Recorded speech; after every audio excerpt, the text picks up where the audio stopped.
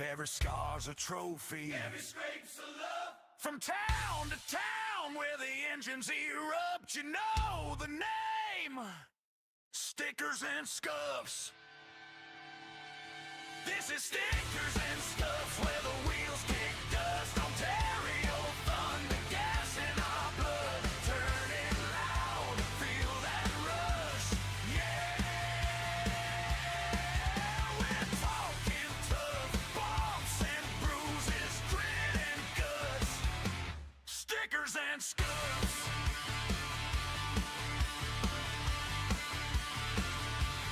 Stickers and Scuffs.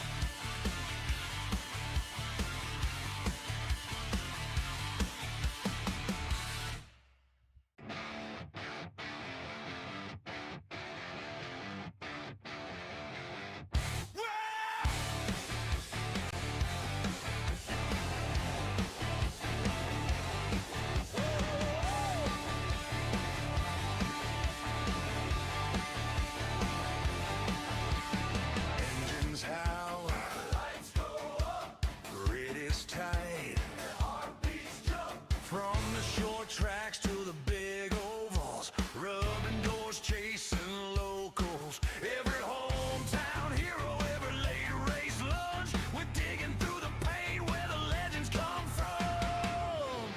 This is Stickers and Scuffs where the wheels kick dust. Ontario thunder, gas in our blood. Turning loud, feel that rush. Yeah,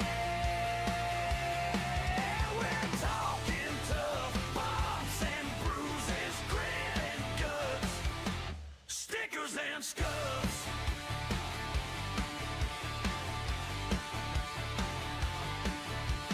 Eight wave shimmer, green flag drops, sideways stories, hit lane talk. From Time to head to Peterborough Speedway, the world's fastest third mile. Enjoy some wicked short track action featuring a variety of classes, including junior late models, bone stocks, mini stocks, renegade trucks, super stocks, and the pro late models. Don't miss their special nights with free entry, double tuning night, driver autographs, and the prestigious Autumn Colors Classic, the biggest event in racing. Whether you're a diehard fan or a new enthusiast, Peterborough Speedway has something for everyone. Visit peterboroughspeedway.com for more information and get ready for an adrenaline-fueled experience on the track. Stickers and Scuffs is proud to be partnered with the Paille Racing team. Led by owner J.C. Paille, this team has built an incredible reputation with their success in NASCAR Canada, being 3-time and defending champions. They continue to raise the bar every time they hit the track. But what really stands out is Paille's support for grassroots racing and what we do here on this podcast. Owner J.C. Paille believes in our mission and helps us share our stories and grow the sport we all love. Thank you, J.C. Best of luck to Marc-Antoine Camerand, Andrew Ranger, and the entire Paille Racing team.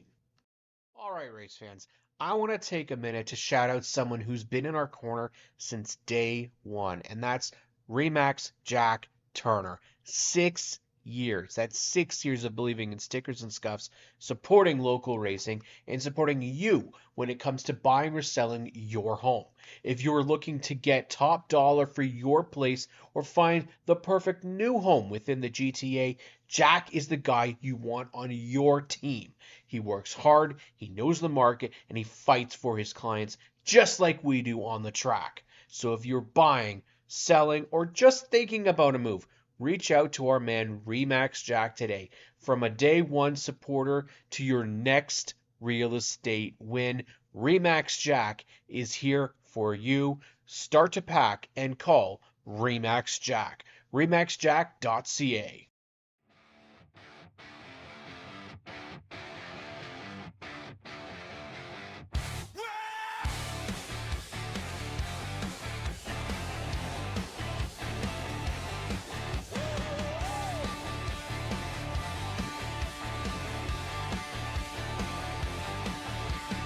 Engines howl, lights go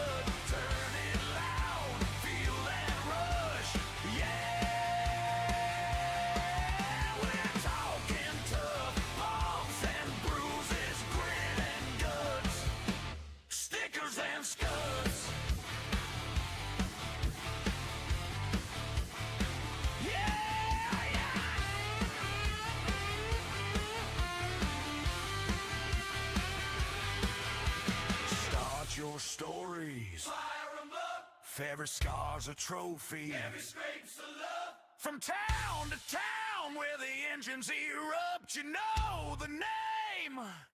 Stickers and Scuffs. This is Stickers and Scuffs, where the wheels kick dust. Ontario thunder, gas in our blood. Turning loud, feel that rush. Yeah, we're talking tough, bumps and bruises, grit and guts. Stickers and Scuffs.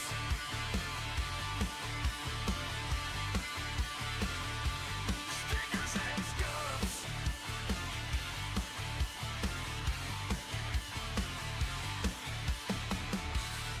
Stickers and Scuffs is proud to be partnered with the Paille Racing team. Led by owner J.C. Paille, this team has built an incredible reputation with their success in NASCAR Canada, being three-time and defending champions. They continue to raise the bar every time they hit the track. But what really stands out is Paille's support for grassroots racing and what we do here on this podcast. Owner JC Paille believes in our mission and helps us share our stories and grow the sport we all love. Thank you, JC. Best of luck to Marc-Antoine Camarand, Andrew Ranger, and the entire Paille Racing team. All right, race fans, I want to take a minute to shout out someone who's been in our corner since day one, and that's Remax Jack Turner. 6 years. That's 6 years of believing in Stickers and Scuffs, supporting local racing, and supporting you when it comes to buying or selling your home.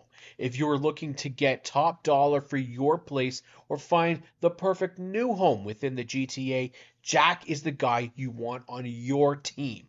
He works hard, he knows the market, and he fights for his clients just like we do on the track. So if you're buying, selling, or just thinking about a move, reach out to our man Remax Jack today. From a day one supporter to your next real estate win, Remax Jack is here for you. Start to pack and call Remax Jack. RemaxJack.ca. It's time to head to Peterborough Speedway, the world's fastest third mile. Enjoy some wicked short track action featuring a variety of classes, including junior late models, bone stocks, mini stocks, renegade trucks, super stocks, and the pro late models. Don't miss their special nights with free entry, double tuning night, driver autographs, and the prestigious Autumn Colors Classic, the biggest event in racing. Whether you're a diehard fan or a new enthusiast, Peterborough Speedway has something for everyone. Visit peterboroughspeedway.com for more information and get ready for an adrenaline-fueled experience on the track.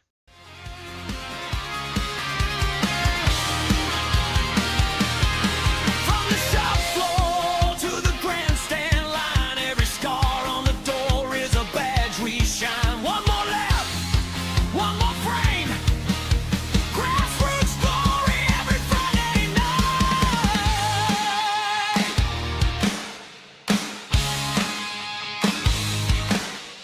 Stickers and Scuffs podcast. Turn it up, turn it up. Stickers and Scuffs podcast. Small tracks, big horn, and grit stain love. Stickers and Scuffs podcast.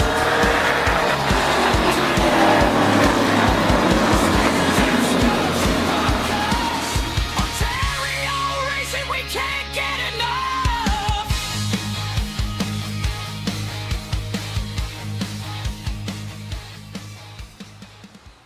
What's going on, everybody? Hopefully you guys can hear me tonight. I've moved the microphone now so it's angled towards my voice. So hopefully I don't have to talk as loud. Yeah, just me tonight. It is graduation day for Owen Bunn and Matt McMartin. So our regular co-hosts, Graydon Bunn and Ashley McMartin, are at their sons' graduations, and Ben Hodgson out at doing some camping before he goes back out to be in the announce booth this weekend at Peterborough Speedway. And we know John Morrison's got a daughter at home that's about a month old right now, and he's got a lot of work on his plate, and I'm sure he just appreciates some downtime. But tonight we're going to solo podcasted. I want to thank Steve Oakes. He did he did offer to be on the show as a co-host, but um, you know what? You just this wasn't a good day for me to have a co-host. Just a lot of other stuff that I needed to put together. A lot of extra work that I've been working on, not just here, but also in my day job. So it's just a little too much to try and set all that up and organize and make sure everything was added. And at the end of the day, we're more than willing to start having guest co-hosts throughout the summer. And the fact that Steve has offered, Ben Stott would offer, Brandon Feeney, all these guys that have offered before. And eventually we will probably get moved to that a little bit more so that Cam can take a little bit more time off. That's the hope, is eventually I'll get to that point where I can take more time off, because just mentally it's been a very rough week, a little bit draining just with the amount of work that's been going on. 2 podcasts a week, all the Stickers and Scuffs Racing family stuff, and regular just work. And so you know what, getting to do these shows is definitely a privilege, and really appreciate everybody that tunes in and listens each and every week to both of the shows that I do host. And I can't thank you enough. Hopefully, again, you guys can hear me clearly. I've moved the microphone today in a different position. This one's getting a little bit worn out, unfortunately. It's got some wires that have seen better days. So, but if you are watching tonight, really appreciate you if you could share the podcast just using the arrow button. Share it to your page, share it to some friends, tag some people, get them to show up and be a part of the show. We've got some really cool guests tonight, some guests that we've never had on the show before, including Eldon Hughes, who is an SNS racer who's not officially, doesn't have the decals on the car yet, but he's been a late addition with Ryan Armstrong from the Bone Stock division, the Battlefield Bone Stocks out at Peterborough Speedway. And he was going to be along our first guest at 8:10. Then we've got Wally Wilson, who's going to be part of the Oscar Modified division. They're up at, I believe, they're out at Delaware Speedway for a solid doubleheader of racing at Delaware Speedway this week. So he'll be racing in the Modified division for Delaware Friday, and then more than likely he'll be double dipping and going out for the Oscar Modifieds as well on the Saturday. Then we got Brody Rookwood, who's going to join us, and he'll talk Superstock racing. It's been a while since we've had Brody Rookwood on the show, and be curious to see how his season's gone so far. It's been a little bit different for him, not probably the way that he was hoping it would go. Oddly enough, I honestly thought that this Delaware event was a Dayco event as well, but it's not. So we'll just talk about the opportunity to go back Superstock racing this weekend at Delaware Speedway. It's been a while that they've been on the track for the Superstocks at Delaware. So we'll have Brody Rookwood on. He'll be on at 8:30. Paige Stevenson has a breakout race, last race at Peterborough Speedway in the Bone Stock division. An absolutely fantastic race for her. The finish maybe not where she was hoping that she would end up, but overall a fantastic effort for her and the SMS racing team. From where she has been, that was a performance that I don't know if she even knew that she had it in her. But the 77 car was up front. She was on the front row even for a bit of that race, and like I said, it didn't end the right way that she was hoping, but we'll hear from Paige about how she feels behind the wheel. Obviously, it's a bit of a change for her in the division. There's a lot of new faces, and different for her to be up in the front of the field. So we'll talk with Paige about what that was like, and then I'm gonna talk with Ollie Ferguson, talk about a kid who's out there running against the best of the best in the late model division out at Peterborough Speedway. He had kind of an off week, I'd say, last week. A trip through the grass late in the race, and that definitely played a role into his finish. But he's been routinely up in the podium with Dan McCaddy, Ryan Kimball, Kelly Bolson. So I'd say he is right up there with them. Jacob Mercer's probably a little bit behind Ollie, and we'll hear from him about how his weekend looks, how the season's been going so far, what is the plan for him. Obviously, he started the season by running down at Bowman Gray. Are there plans to go down there and race later on this year? Obviously, things going really well with his teammate out there, Zach Orr, winning a couple of races now. And will Ollie be out there, or he's battling for a championship right now, actually, out at Peterborough Speedway. So there's a lot really that's riding on his season. And they all go back into this weekend with races that they'll be participating in. Unfortunately, the Bullstocks, they're off this week, but we will see Wally Wilson racing. We'll see Brody Rickwood out there. We'll see Wally, and like I said, mentioned earlier, probably two races. The likelihood is that's where he's going to be out there. And then Ollie Ferguson is racing this weekend. The late models are on the card at Peterborough Speedway. It is double tuning night at Peterborough Speedway, presented by Pepsi. We're looking to go out there and be a part of the show at Peterborough. It feels like it's been no time at all, but it's actually been at least a month since I've been out there, and we'll be looking to be a part of Fan Appreciation. Absolutely love what they do out there. Really, really great stuff, and that's right. Feeney says the Bone Stocks, they're obviously a big invitational, the Gangsters Paradise Invitational out at Sauble Speedway, 2-day Bone Stock event for Sauble, $2,000 to win. From what I know, we're going to see a lot of traveling from Flamborough. We don't typically see any really travel from Peterborough racers out to Sauble, so that might be far-fetched to see them.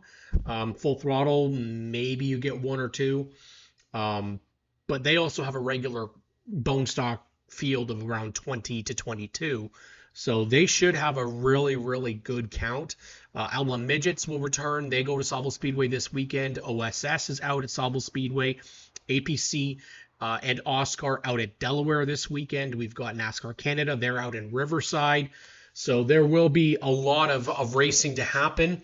Whether or not it's going to be as busy than what we've seen, probably not. There's a couple of new divisions that are running this weekend. There is the, I believe, what is known as the Outlaw Modifieds. It sounds as if it's a branch off of, or a former part of the Pro 4 Modified division. Bone Stocks are on the card for the 27th. It says Mini Stocks on their website, but Mini Stocks, Street Stocks, Crazy Trades, Autographs, June 27th, this Saturday at Full Throttle Motor Speedway. So they still got some really cool action. Grand Bend is in action as well. Their season is gung-ho. Now remember, so Pro 4, so it says, Ben says Pro 4 mods split, which is not good news because they didn't really have much of a field to begin with, and they really don't need to be split. It's unfortunate that that's seemingly what we've had happen in several different divisions, is there's been splits, and it doesn't, in this climate, it does not help, unfortunately, and that's a shame that's the route that was taken. Hopefully there'll be eventually some coming together and in the future, but that's a tough one. At Grand Bend, they will have the celebration for Canada's 159th birthday. They've got super late models, mini trucks on their card along with their regulars. which include the Alabama Micro Sprints, 4-cylinder compacts, the Youth Micro Sprints, and the Kid Stocks, which run every weekend. I believe this one will be broadcast. I have to check right now. This will be live, yes. So you will have live streaming for Delaware this weekend and for your racing at Grand Bend. Billy Zardo was mentioned in the chat that he will be a part of the bone stock races out at Full Throttle Motor Speedway for Black Magic Racing, the Blueprints to Burnouts. Not sure what's happened. Austin and Mike Etzel, I thought, were supposed to be part of the 35, but it looks like they've opened it up. They had Ryan McNichol last week, and they'll have Billy Zardo in this week, which is awesome. I can't wait to see Billy out there and see what he can do. But you know what? We're about bringing some new talent here on this show, and one of these kids that's out in the Battlefield Bone Stocks that, you know, he's a very quiet kid until you kind of start talking to him. He's got a great personality, really, really talented, and he's only in his second year of racing in these bone stocks, and that's Eldon Hughes. And got to meet Eldon last year and was thoroughly impressed, not just with the on-track performance, but his mentality and his personality. Very welcoming, very personable, and he's going to be our first guest tonight on the show. And we welcome in the driver. He drives the number 17 bone stock at Peterborough Speedway, and that is Eldon Hughes, who joins me tonight on the show. Eldon, how are you doing tonight, buddy? Oh, amazing. You, Cam? How are you? I'm good. Anytime I get to talk racing is a good night, and we finally get to have you on the show, and you know what? It was talked about for a while that we wanted to get some more faces on here, and Eldon Hughes was one of the names that not just Todd Labadie was telling me I needed to get on the show, but a couple other people. But Awesome. you know what? You're still kind of new to this whole deal, so let's kind of find out, Eldon. Where did the racing dream come from? When did you first remember racing being a part of your life? Well, honestly, it's been part of my whole life, really. Yeah. My grandpa, he got me into it. He used to race hobby stocks at Old Pinecrest. I don't know if you Nice. really remember. Pinecrest and Flamborough. And then he was also helping out a guy for years and years at Mossport running Sportsman. And so we would go up every Saturday and watch him race. And then a few years passed and Mossport closed, and me and my grandpa would go to Peterborough for the fan appreciation, get all the hero cards, meet everybody, see all his old racing friends. And then maybe it was 2019 that I got into go-karting at the Arrive and Drive at Mossport. Yeah. And did that up until about 2020, I think 2024. Yeah, until I started racing last year.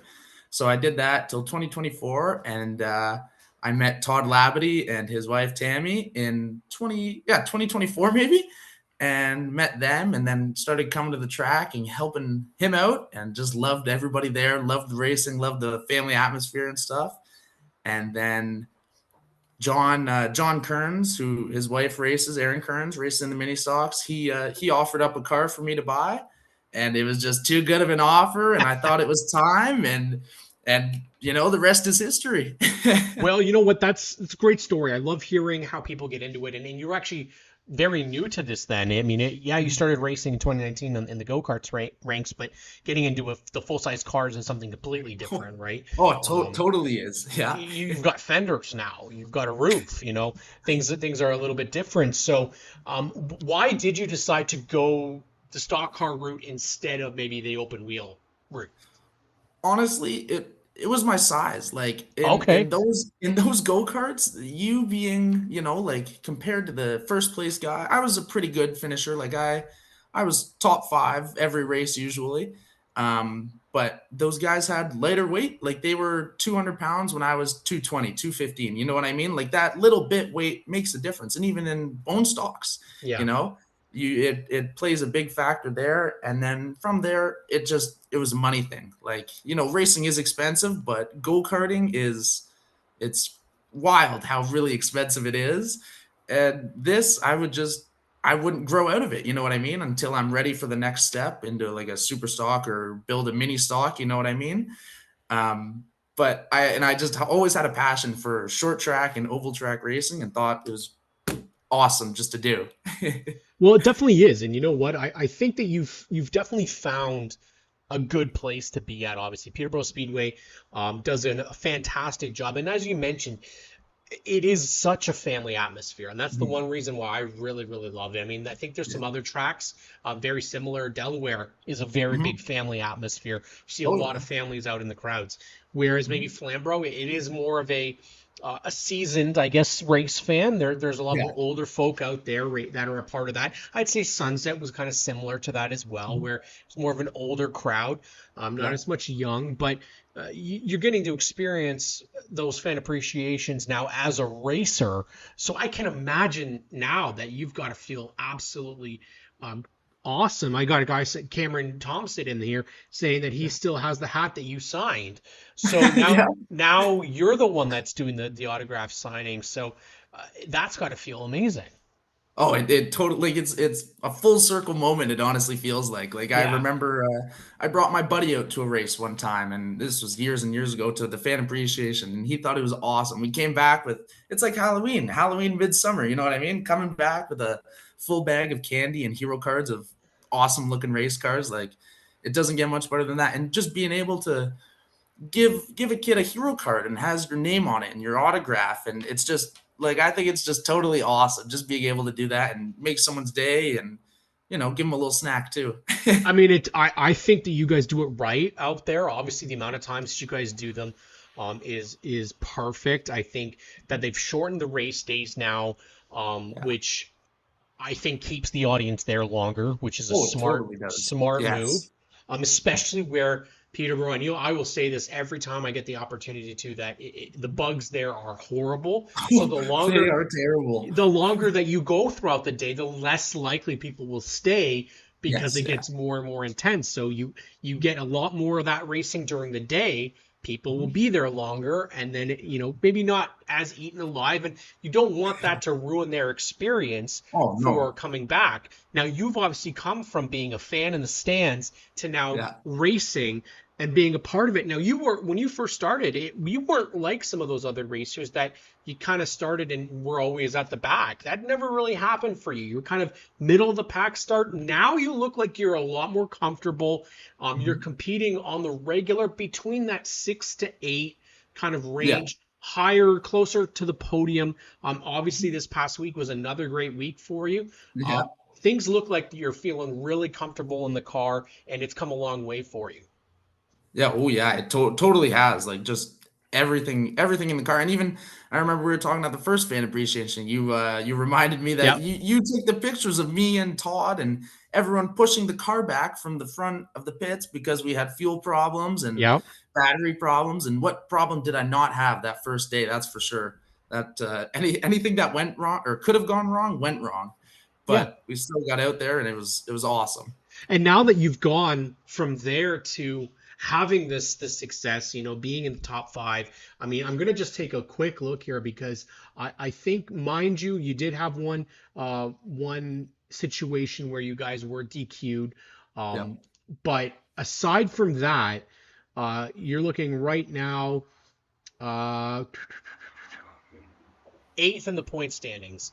Oh, wow, Did awesome. you imagine that you would be in the top 10 in points? Not not yet already, like, for the 3rd or 4th I guess no, that was the 3rd race last weekend. Yeah. So, already, no, I was definitely not expecting that. I was coming into the season with higher hopes and higher expectations of myself, but to be 8th so far is I'm very proud, and it's an Yeah. awesome feeling. And let's talk about the field that you have in there with you. You've got some experience. We've got Paige Stevenson. She's going to come on around 8:40. She's another one that we see now who's getting into the mix of things, and it's very different. But you have some really good, talented racers that are up at that front on the regular. You see them with Alex Stelaire, Jacob Yeah. Stavropoulos, Zachary Chang, Sean Solomon, uh, the Oaks brothers. They're kind of routinely the ones that you see up near the front. Yeah. Is there somebody that you've gravitated to in this division that's really been a help for you? I know obviously with Labadie, he was a mini stock racer. Yeah. So who is it that you lean on in this division? I would definitely say Alex Dallaire and Angelo Novus. Just Yeah. they're two amazing guys and great drivers, and and I just always feel that I'm okay to ask them questions about their car and how it's handling and how I should, even though Angelo drives a Mini, Yeah. but I can still ask him and he'll give me Yeah. tips. And even last year, he was telling me how to handle the corners when I'm looser or tighter, and just even Alex, like he's just a great guy and great person to know at the track, especially. And he's done very well for himself, clearly, with back-to-back wins. And it's just so easy to talk to them and just not feel out of place and not feel like you're going and trying to like steal from them or this and that. But they're honestly there to help you and try and give you as positive feedback or as much tips as possible. And it's awesome. I know we would talk for hours and hours because that's what we do on this show, Yeah. and there's a lot of great things that we can share and we can talk about, but the time is limited, unfortunately, because we Yeah, do have a full that's a okay. full show. But I want you to take this opportunity to thank the partners, the sponsors, the people that make it possible for you to go racing. This is your moment to shout those people out. Okay, awesome. I want to thank Aaron Albright Real Estate. I want to thank my mom, dad, grandpa, grandma, everyone. I want to thank Todd Labadie and Tammy, as well as John and Aaron for all their continued support and just everyone who's ever given me a little piece of advice that'll help me get better and better each weekend. And I just want to thank everyone for helping me get to where I've been. Well, this is what's really exciting is that we get to announce that Eldon Hughes is part of now the Stickers and Scuffs Racing family. We'll make it official in person. We will definitely we will definitely be out there to this weekend. I'm not sure where if you'll be out there, but we'll have some stickers with us to give to Todd if Awesome. he's around. So we'll Okay. get them to you no matter Awesome. what. But you know what, Eldon, thank you so much, buddy, for coming on the show, and you've got an open invitation to come on back anytime you'd like. Awesome. Well, thank you very much for having me, Cam. It was awesome. Anytime, buddy. That is Eldon Hughes from Peterborough Speedway. And as Steve Trundle says, we should have kept going with Eldon. He says that Wally is not needed. So, I mean, I don't know what this is that you and Steve have, Wally, if it's a love affair or if it's a love and hate affair or if it's just an affair. But you're getting ready to go racing this weekend, bud. It's been a little adventurous to start the year for you guys.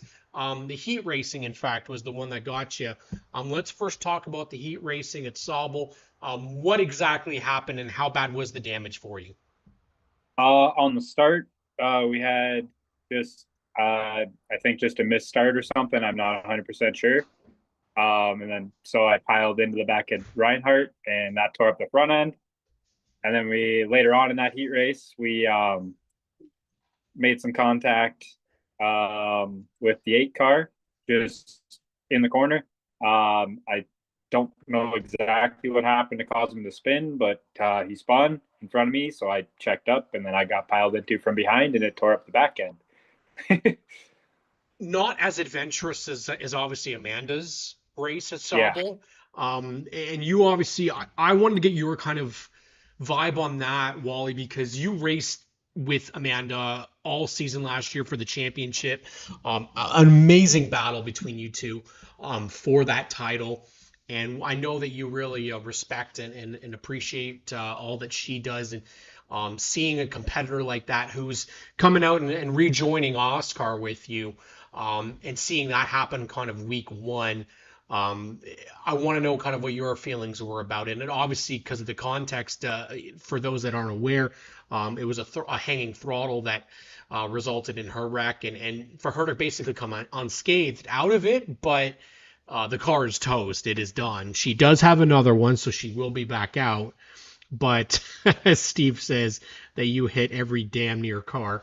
But what was that? What's that experience like as a fellow competitor, seeing Amanda go out there and have such a catastrophic wreck in the first race of the year? Personally, I always hate to see anybody get torn up, but like Hmm. especially Amanda, because I know like she was looking forward to coming back to Oscar and running with us, and she's always fast. Like you watched her in the hot rod, she was fast everywhere, right? So Yeah. like she would have been, I think she would have been one to threaten for the win there. So I think like it just really sucked to see because obviously Amanda's one hell of a competitor and just it's good that she's got another car. Obviously, like that's I wasn't sure what was going to happen there, but I was really happy to see that. Yeah, we can thank Tyler Liscombe. Kelly and him made a deal, and I mean, Tyler's kind of like you, where they kind of have mods for days, and it's just kind of lucky that that car was still sticking around. And this week's going to be a little different for you though, because you're basically, I believe you're scheduled to race both days Yep. at Delaware Speedway. One is a points race at Delaware, and one is a points race in Oscar. Are you running the same car for both races, and or kind of what is the strategy with that? Are more guys going to run both days because it's helpful, or do you fully expect that we're going to see more on the Saturday? I think from what I've heard, there's a few guys that are going to run the Friday as well. Like, Mhm. I want to say Reinhardt, but I could be wrong. I can't. There's probably others, but there's like some guys don't want to travel for the Friday, but I'm sure there's going to be a decent count for both days. For me, actually, we're running the car that I had at Motorama instead because the other car we just ran out of time. So Now, so the car that was at Motorama, is that your old car? Is that Kelly's old car? so Um, which one is that is this one? that was the first car that I had, the very first modified, and then obviously it sat for a couple years, and then we took it to WMI last year, and we got it yeah, I think it was last year. We got it all new front clip, new body, everything. So we're gonna be running that car instead. Now, I think it's no secret that your comfortability was at Sunset. I think Sunset Peterborough seem to be the tracks that you do really well at. Delaware has been a bit of a struggle for you, and as Steve mentions, he's loved to race, but he doesn't have Wally's budget for Friday nights. But let's look at this from a different. None of us have Wally's budget, says Steve McCall. Steve McCaw.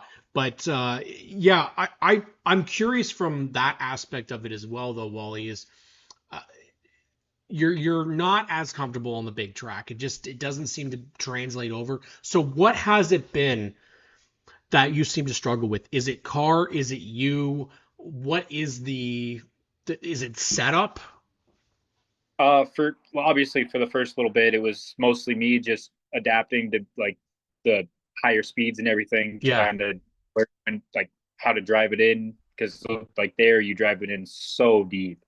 Um, but honestly, like this year, like I've still kind of struggled, but I've been like closer, and I Hmm. think a lot of that is trying to get a little bit more drivability out of the car.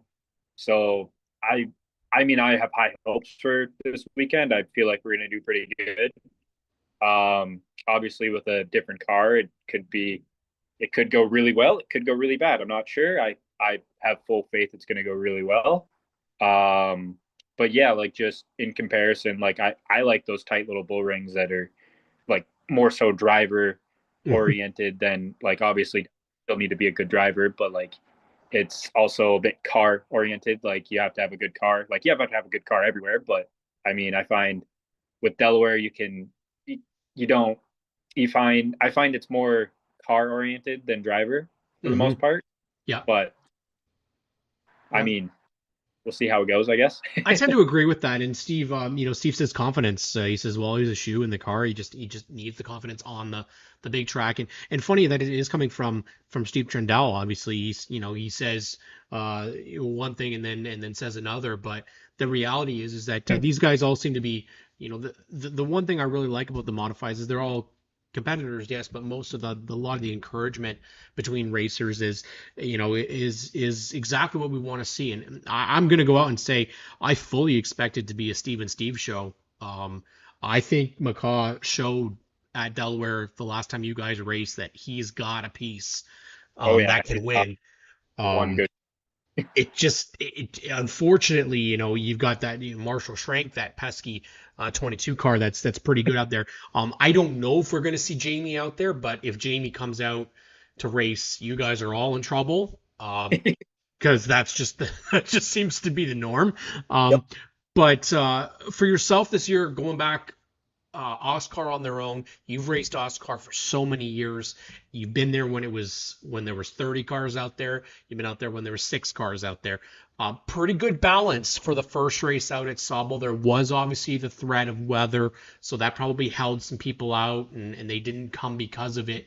Delaware is typically a place where we see a lot of people that come out and race. So are you expecting to see a bit more racers come out and join you?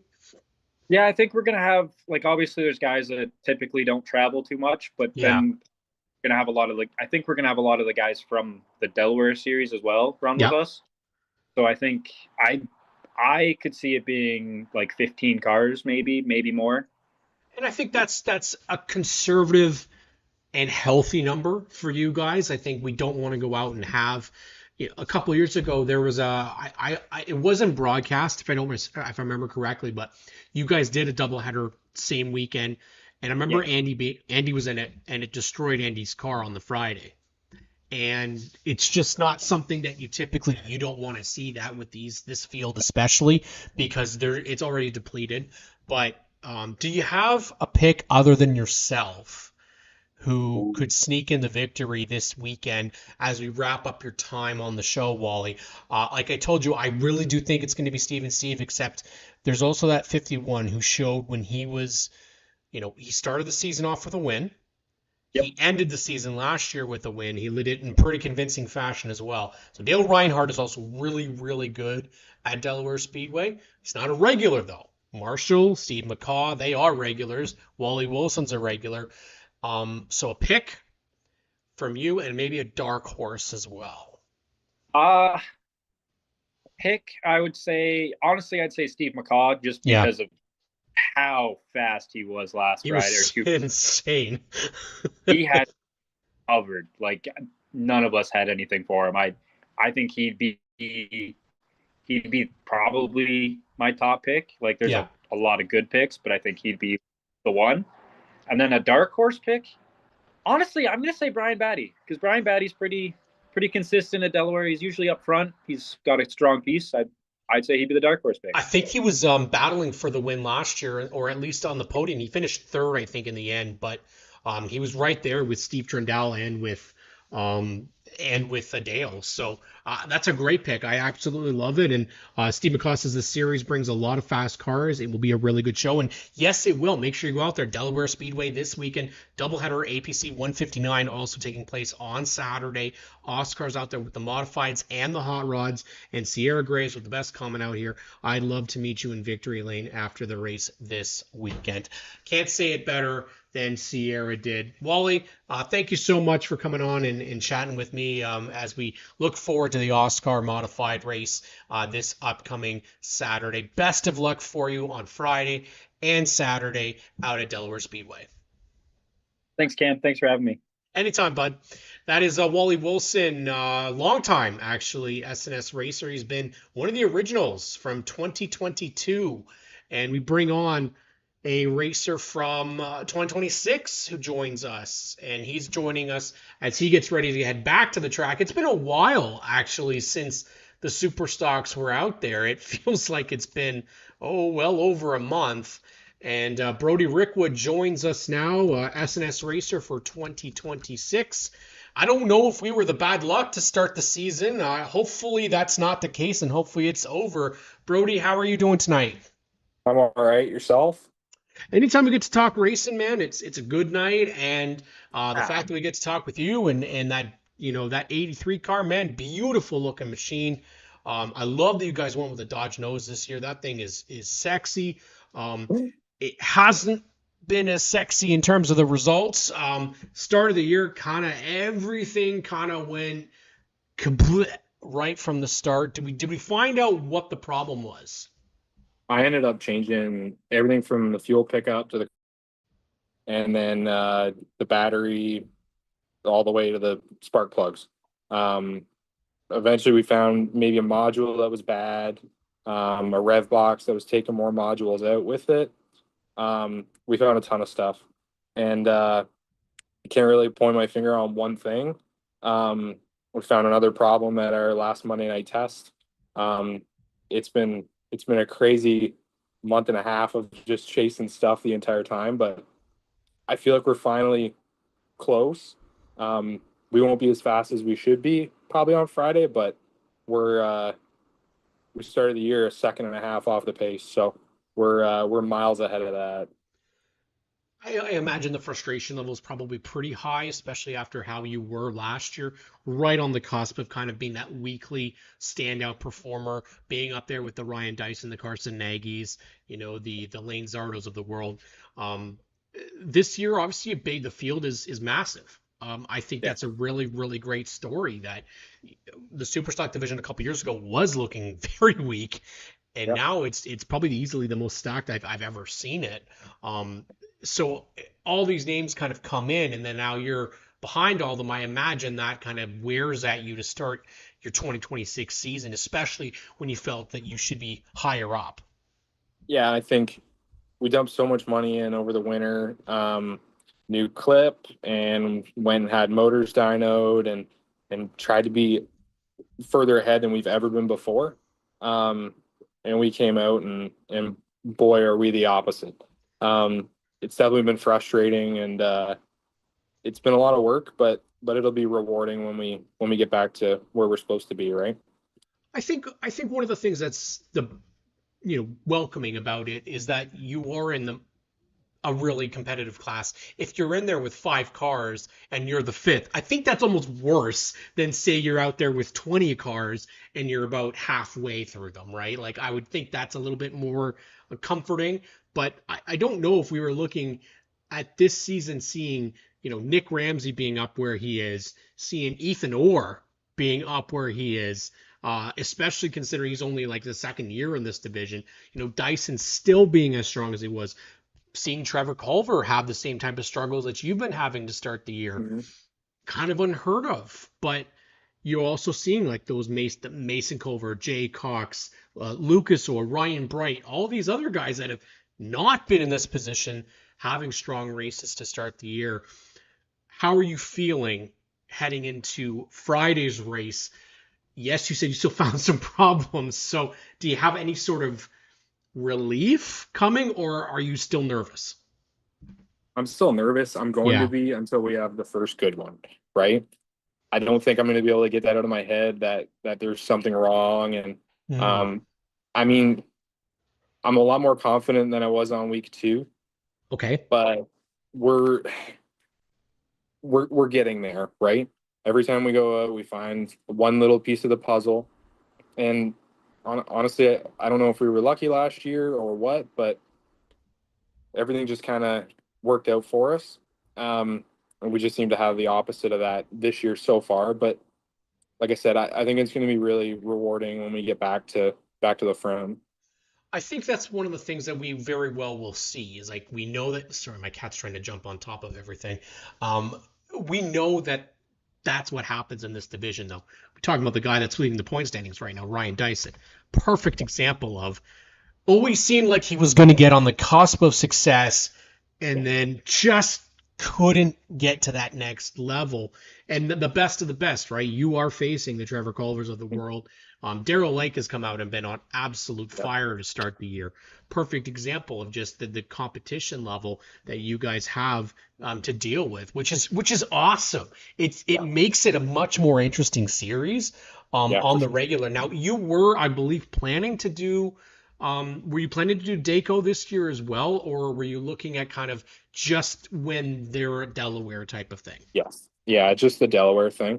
I think just for like the financial situation and especially how the start of the years went. I mean, I've blown my racing budget by week 2. Yeah. The stuff isn't cheap, and at the start of the year, you don't plan to buy an entire new fuel system and an entire new ignition system. Yeah. You just don't plan for that, right? Yeah. And I think there could have been hopes to run a Daco, but once we went out on the first test day and started having problems, I think that went right out the window right away, and we just had to focus on running one series as good as we can, right? Yeah. But I will say that you have something that I like seeing in that you have a partner that's really invested. Yeah. I don't even know who Parky is, but Yeah.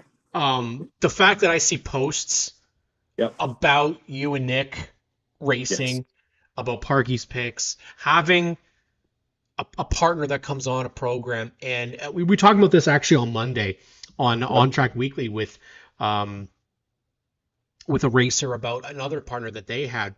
And it's nice seeing that you have partners that engage in the Yeah. sport, that make those social media posts.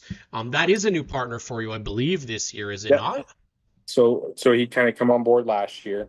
Um, he's a diamond in the rough, right? He's a race fan, Awesome.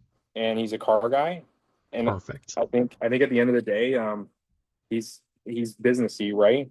And he sees a benefit in this stuff, and I mean, I'll be honest with you, without him and the work that he's put in to bring more sponsors along with him, we wouldn't be running week 3. We just wouldn't be running it.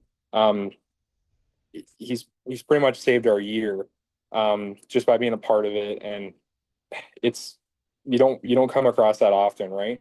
It's a weird sport, and it's a weird thing to try to sell, and um I mean, the guy's just as motivated as I am to see this car on the track, and to do things and engage with it, and try to actually use it as a tool. So it's really refreshing to have that. And you know, I don't know how many people can say this, but this year we haven't asked a single sponsor to come on the car. Every single person that is on it, and every single company, is somebody who wants to be on the car. And it sucks to have a bad night, and it's really frustrating, but at the end of the day, these people are going to support me. And it just, not that it makes it less serious, but you don't feel as crappy when you're letting them down, and you've reached out to try to sell yourself, and it's just a lot more relaxing, right? And a lot more enjoyable.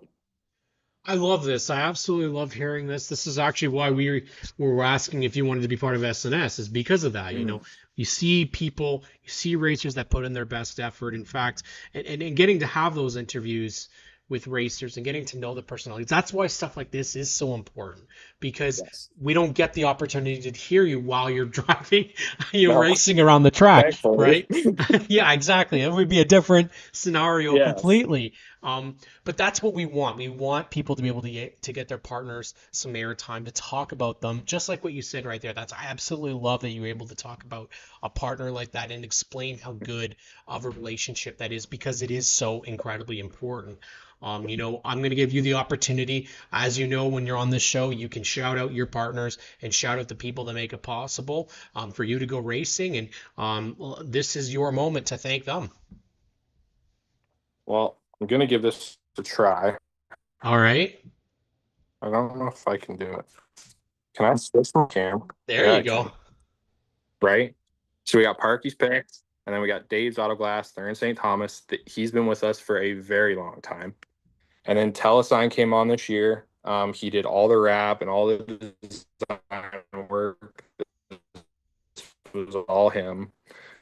But Air Liquide in London, APC in St. Thomas, Novak Drywall, Medlin Custom Services, Gateway Customs Brokers, Remax, so Damian Steele and Cody Hodgins. I mean, all these people, it might not be big money, and it might not be that kind of thing, but if it's cheaper race fuel, or if it's buying a couple tires, I mean, that's the stuff that keeps us alive. So every single person plays a very, very big part in this. So Well, Wally Wilson says he can't wait to party with Brody when he wins a race or two this year, and we can't wait to party with you. Yeah, no, that'd be amazing. I mean, after all this stuff at the start of the year, I think it would make it all worth it, right? Absolutely would. Brody Rookwood, best of luck tomorrow at Delaware Speedway. Thanks. We'll be watching and cheering you on, and thank you so much for joining me tonight. Awesome. I appreciate the time. Thank you. Brody Rookwood, of course, catch him Delaware Speedway tomorrow, everybody. You can catch him out on the track. And speaking of out on the track, we're talking with Paige Stevenson next, who, she's coming off of what was a phenomenal race last weekend. where she was up front. I almost think she led a lap, maybe a couple. It was a performance like we haven't seen in, I think, ever from Paige. So I gotta know, Paige, what the hell happened? I'm asking that question too. I have no idea. I don't know. I think I just finally gained the confidence to Hmm. finally just race. I've been very scared about interrupting other people out on the track. I'm all about respect and Yep. I really want to race clean. So once I finally got my line down, I was like, okay, you know what? I just gotta go. I kept racing scratch. I had a lot of mechanical issues, but I just did it. Yeah, you did. And it was awesome to see. I mean, that's the one thing that I can say from being someone that's at the track, and especially during the fan appreciations, there's no more popular car than the Barbie car. That is what the girls are all about. The girls want to see the Barbie girl race and have success and be right up in front with the boys. And you know what? It seems again like this year you look a little bit more confident out there. You seem as if you're getting the lines down. What was holding you back more? Was it the drivability of the car or was it yourself? Because you mentioned that you're always cautious. How Yeah. do you put that aside and be like, well, I can't be too cautious anymore? I think it's just me finally realizing I can race, if that makes any sense. Yeah, Like I was more scared about hurting other people. yeah, Because like sure we're racing, we're having fun, but I mean like people put a lot of money, effort. I mean, like my dad, he's yeah. away, so it's like it's not like I want to play smash up derby type of thing. Yeah. So Very true. yeah, so that I mean that's ultimately why. And yeah, I'm not sure where the confidence thing came from. I think it was just kind of like a light bulb, like kind of like a switch. Yep. Um but yeah, I'm just not nervous anymore. I'm not scared. I know that I can compete. I know that I can stay up and I can keep up with everyone. Now, did So, that come before that race, or you think you have it even more now after? Because you showed that you can stay up front. I would say I got a little bit more confidence, the race before, but I mean, I've gotten like an outpouring of messages. I mean, even from you, like that was probably like my it moment. I'm like, I can do it. So, Well, but I mean, the thing is that you guys already, girls already have a hard enough time yeah. in racing as it is. But the one thing I will say that you guys are lucky is that you have a contingency of girls that are at Peterborough that look up to you, but also that you race with. You've got Emma out there, Alexis out there, Shannon's out there, Victoria's out there, Callie when she was in the division was out there. Now Chelsea's out there. Like there's so many women that are racing that it almost seems like you kind of, if you band together, you'll be competitive. And you've got as they say, Spice World, they've got girl power, right? Like that is Yeah. legit. You guys have the most fans again. No word of a lie. All the kids, where do they gravitate to? They gravitate to the lady racers, and you got the most popular, I think, car with the Barbie on it, and you guys do something that I saw you do it again this year. Your mom sent it to me. I love that you do it, giving away giving away a Barbie to a girl at the racetrack. Now, is that for a charity or is that something just that you guys decided to do? And why did you pick Barbie to be on the car? Yeah, it's just, I mean, we did it the year prior and I don't know, it just feels good. Like I love seeing little girls, little boys, like everyone just kind Hmm. of coming out and kind of having like a shared love for Barbie. And yeah, like the whole Barbie thing, it was just kind of a off the whim thing, but I never knew how much, like you said, an impact it would have. Hmm. But I mean, as I get older and as I'm like getting more competitive, I just like that is like my why. I even did like a post on that. It's just like so fun and so exciting to see all like just the little kids getting excited, even women coming up to me like, "Oh, congrats, like this is awesome." Yeah, I don't know, it's just good to know that you can do racing, you can have fun and look good doing it. So, absolutely, absolutely. And you know what? The one thing that you want to have is even those great runs. You had some contact in the end, but what I appreciated and what I saw, what I heard from was that you went and dealt with it.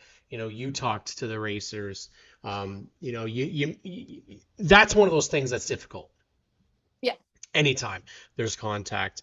I know the one, for example, Zach. He owned up and he apologized and said, sorry for getting into you.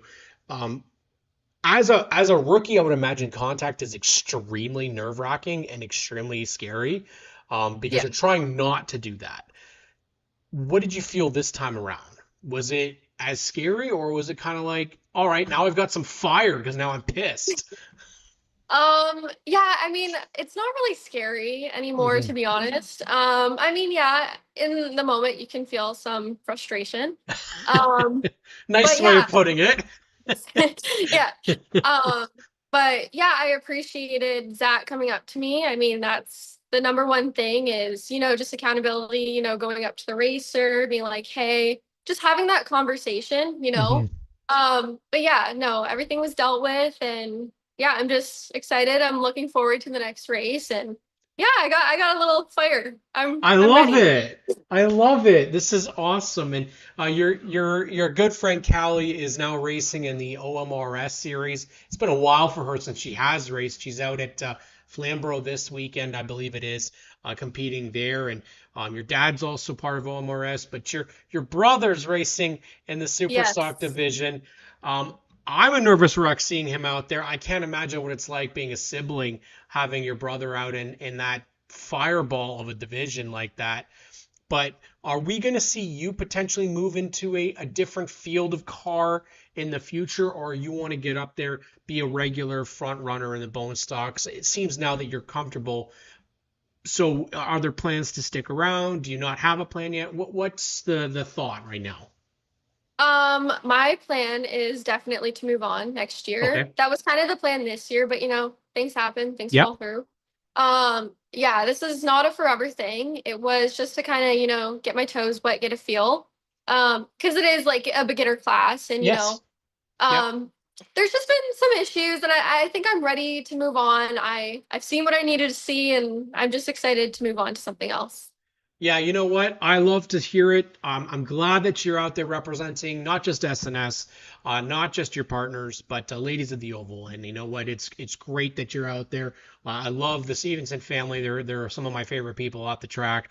And you know what? It's an honor to get to see them anytime they're racing. So get out there, and this is your moment, Paige, to thank the people that make it possible for you, and thank any of your partners. Yeah, I just want to say, well, thank you ultimately to my family, my mom, my brother, my dad, even my boyfriend. Yep. And Hey, I want I to say, saw I saw him at Fan Appreciation. He's doing a yeah, good you job. know what? He's into it. He is into it, Good. and I love it. Good. Yeah.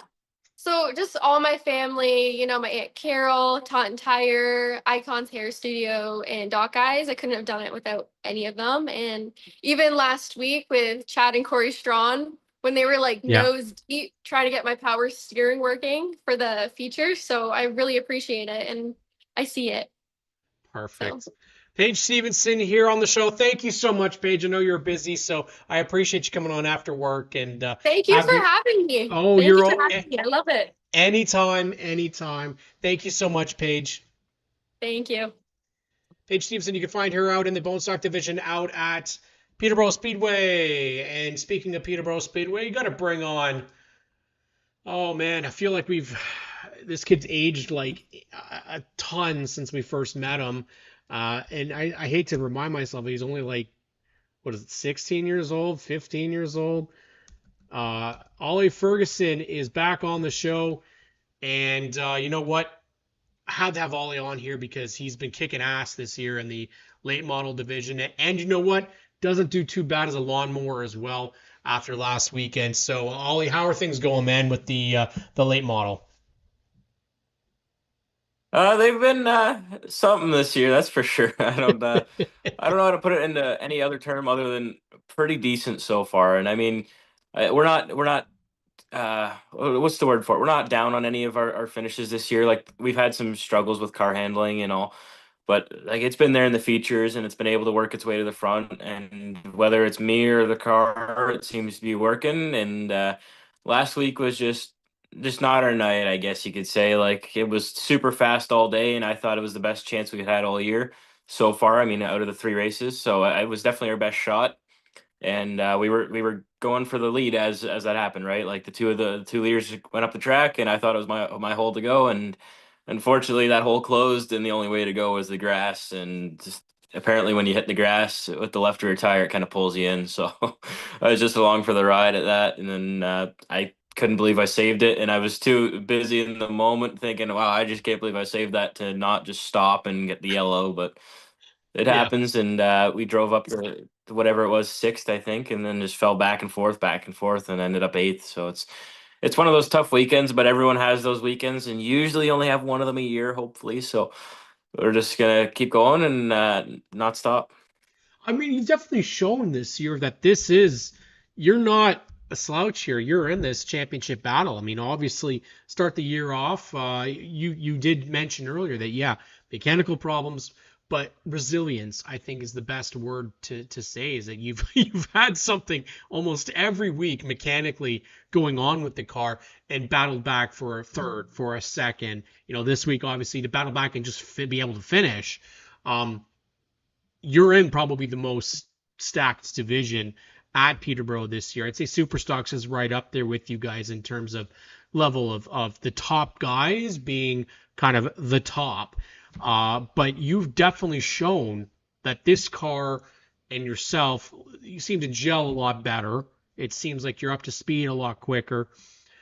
How are you feeling heading into this weekend? Obviously, I would assume after last week you've got some bent up frustration and anger that's going to get you even faster this week. But is that even possible to go even faster than you have been? You've got to go out there and compete against Kelly Bolson, Ryan Kimball, Dan McCaddy, just to name a few. Do you think you've got something for him again this weekend? You know what? I don't think last year showed what we could have done as well Yeah. as it did. Like the last car was a huge struggle for us. I mean, Yeah. I think it was like a 25-year-old late model. So it's already gonna be a struggle to begin with. It had no updates done to it. It was an old car. It was built like a tank. Like I backed the Yeah. thing into the wall with colors, and it bent the bumper bar. It barely bent it. Like I hit the wall a ton. And you know what? Those cars are just, you cannot compete with those nowadays. Like you have to either cut the clips off and put new clips on, or you got to have some serious horsepower under the hood. And I mean, that was still our old motor from OSS. So that motor, I think, was 15-ish years old, something Yeah. like that. But it's been refreshed, so it's a newer motor. But I mean, everything in that car was just fighting us. Like we had old parts on the car. We were just trying to get ourselves situated. Like my dad always says, we weren't expecting to go in and win in late models, but we were expecting to go in and not finish dead last or have mechanical failures every week. Yeah. And I feel like that didn't show what we were capable of last year. But this year definitely is, with this car now, is we're showing that we're capable of it. And we still have the mechanical failures here and there. And I mean, it's a new car. You're going to have that. Like the guys last year who were buying new cars went out 6 times before they even touched a track with cars on it. And that's just part of it. Like we've had 2 test sessions where the car was actually running, and Mhm. 3 races. So we've barely got maybe 500 laps in this car so far. We still Well, got lots of work to do. Where yeah, this thing should have like quite a few laps before it's even touched touched the track with cars on it, right? Like I'm a little bit tired, sorry. But that's okay. it's just, this car is really good, and it's just we got to sort those bugs out first. Like we blew another clutch out of the car last week. No one's fault. It's just, it happens. Right? And you got to just work through those little mishaps, and we'll get through it. And this week we're going in basically fresh again. Now everything's new, so we're hoping that we can go into this weekend and kick some butt. I mean, like between me, Kelly Balson, Ryan Kimball, and Dan McCaddy, we seem to be like so close in lap times. Like last week, that like it was less than a tenth that separated us, and we were like nose to tail the entire time. Well, And when you run like that, it's a ton of fun. But when everyone was running like last week, it wasn't the greatest, but it was still fast. I look at this. You're 8 points behind Ryan Kimball for second, and you're only 2 points behind Kelly for third in the point standings right now. 3 races in, and that's of the 11 full timers that have run. So you're right there with the best of the best. And ultimately, we've seen kind of the chaos that's happened before between those three competitors. That they, we saw it last week where that can happen. Contact amongst the leaders can cause a snafu and a big issue. You've had something that a lot of racers would wish, which is a season that can go so incredibly well to start the year, and then, like you said, something. We'll talk about the OSS. Like you had horrible starts to the season at Delaware Speedway, and then things just kind of clicked and magical for the rest of the year. You've got the mulligan out of the way. So what is it? Is it you guys beating yourselves? Is it the competitors? Is it you as a driver? You've got to feel very confident with how things are going so far, though. Yeah, I mean, to me, I like this is gonna sound terrible, but to me, the worst spot on the track you can finish is second.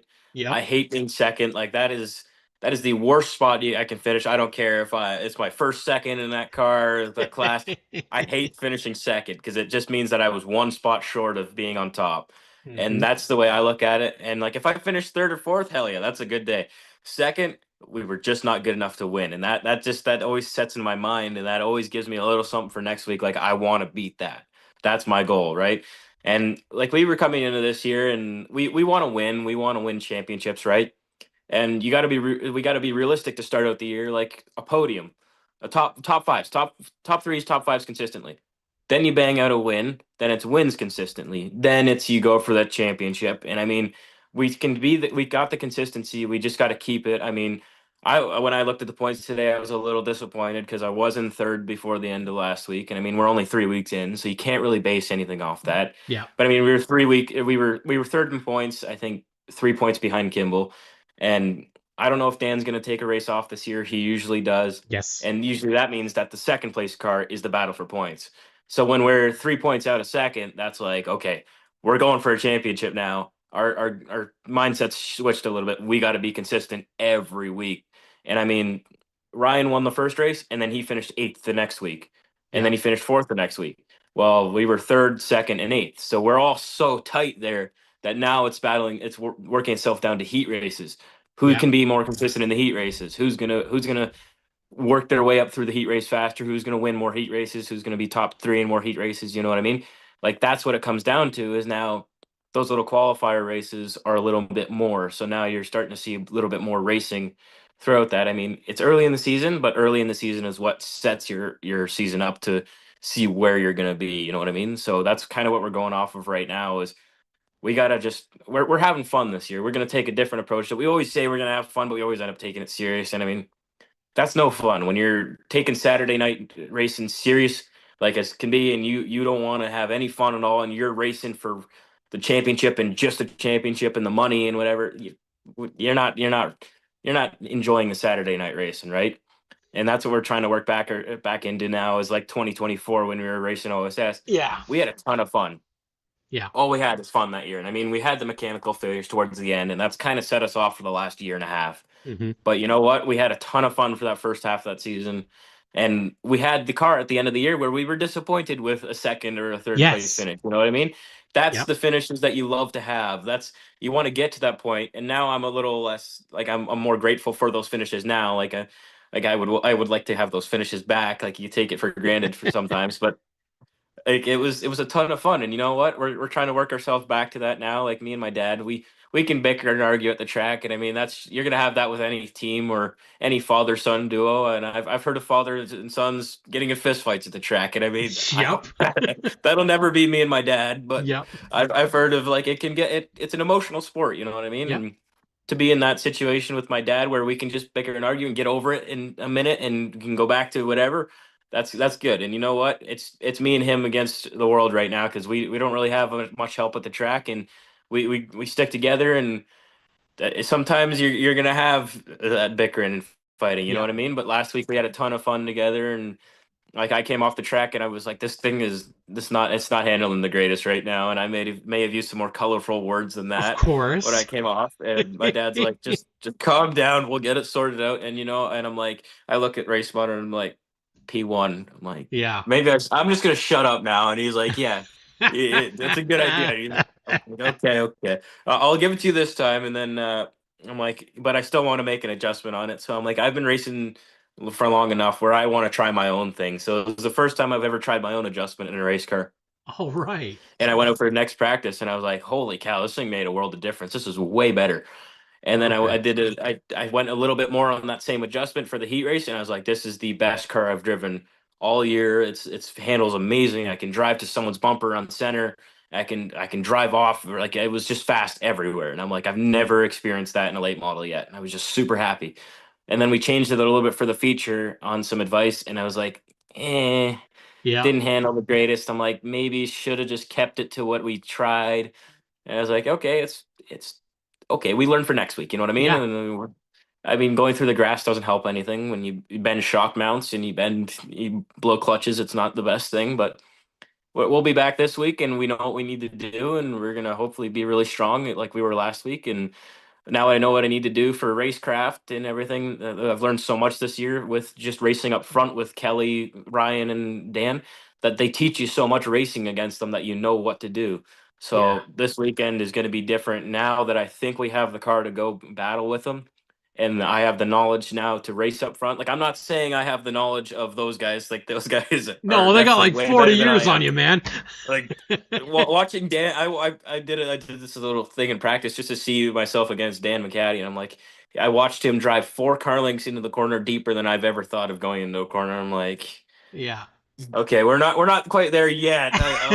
I might get there one day, but not yet. I don't know how he drove in there like that, and he's pitched the car sideways and up the track and back down the track, and I'm watching him. He's down straight away ahead of me already. I'm like, okay, he knows what he's doing. So like I want to say I could beat them straight up, but I don't know if I could. I think it would have to have a little bit of luck on our side, but you never know, right? Like I never thought I could beat Corey McAllister straight up in 2024, and you know what? We ended Yeah. up doing it, and it surprised the crap out of me. And I raced door to door with Connor James and at Varney and Yeah. Peterborough, and I had a blast. Like I Yeah. never thought I could do any of that, and that kind of set my career off to me. Like that's why we went to late models. We knew we could do it. We knew we Yeah. could compete with the best at the best level when it needed to, when it was needed. Like I'm trying to think of the word. Like it just we knew we could You compete when it you when knew it it was was the time. right time to make that Yeah. move. Yeah. And you know what? I think because we're not underestimating, like legitimately, Kimball's got like 30 years in racing. Kelly's Oh, for got sure. 30 years in racing. Dan's got like 40 years in racing.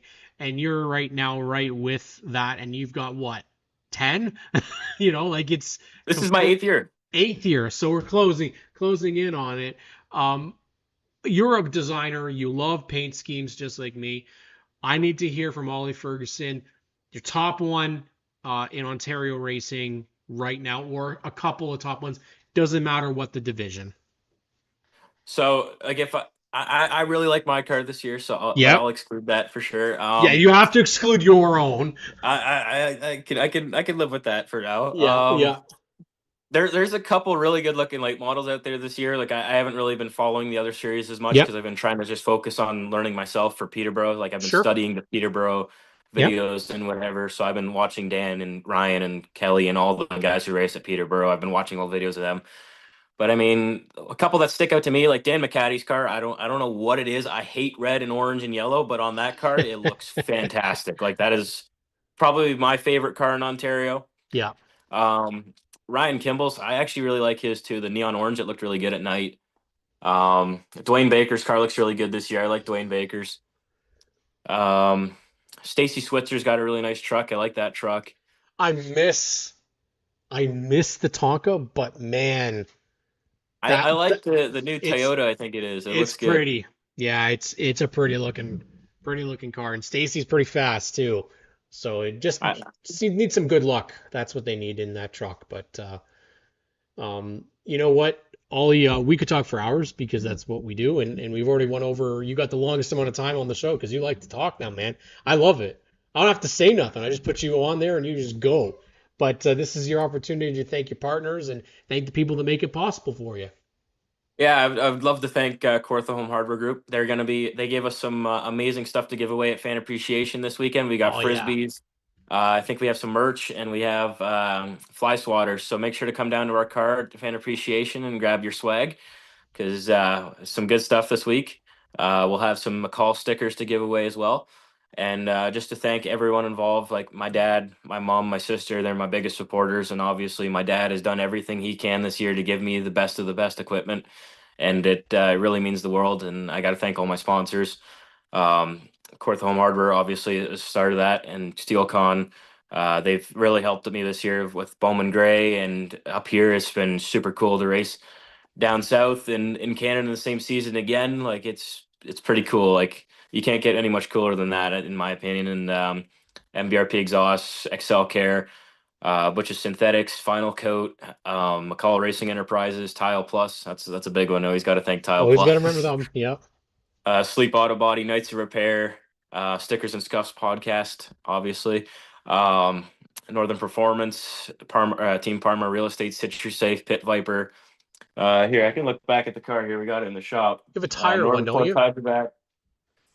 And Was it think Wilson's? that's it. Wilson's tire? Wilson Tire, Yeah, Exo Wilson Tire. Studios, Yeah. and You guys you're out of room. yeah, we filled the car up almost entirely this year. It's like a billboard again, but Yeah. you know what? That's never a bad thing when you have so many great partners who have backed you for years. So I don't complain about it. Definitely not. Ollie Ferguson here on Stickers and Scuffs. Thank you so much, buddy. We'll see you this weekend. Thanks for having me on, kid. Okay. Kid, nice try. He's the kid in this situation. Thank you all for tuning in. Make sure you share. Stickers and Scuffs.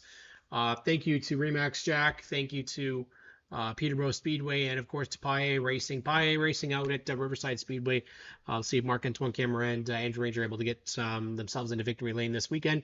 I'll be out at Peterborough Speedway on Saturday for fan appreciation. Probably around for at least half the show. I'm not sure if we'll be there for the full night tonight, but we'll see. Thank you all for tuning in tonight for Stickers and Scuffs, solo, I guess. But we appreciate you all, and thanks to all of the guests. And we'll have you guys back for next week, and we'll see who's going to be on the show next week in terms of co-hosts, and we'll probably have some contests as well. Make sure you get out Oshwinga Speedway running tomorrow. You've got Delaware Speedway 2 days this week, full throttle 2 days this week, celebrating Canada Day weekend, even though it's technically not until Wednesday. People are saying this is a long weekend, but I don't believe it is. So appreciate you guys all coming out, being part of the SNS Racing family, being part of the SNS family as a whole. And we'll catch you all next week here on Stickers and Scuffs.